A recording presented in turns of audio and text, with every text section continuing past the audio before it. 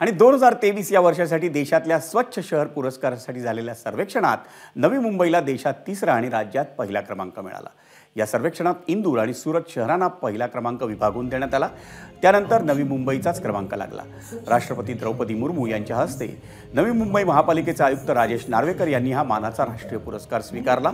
कचरामुक्त शहरासाठी देशात केवळ 2 शहरांनी सर्वोच्च 7 स्टार मानांकन मिळवलं असून त्यापैकी एक शहर हे आपलं नवी मुंबई आहे।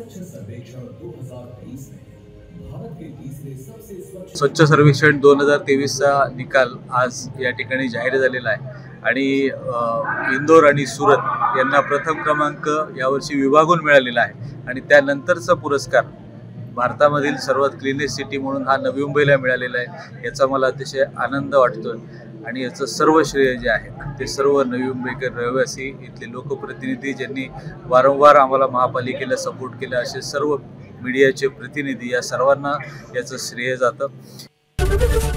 एबीपी माझा, उघडा डोळे बघा नीट।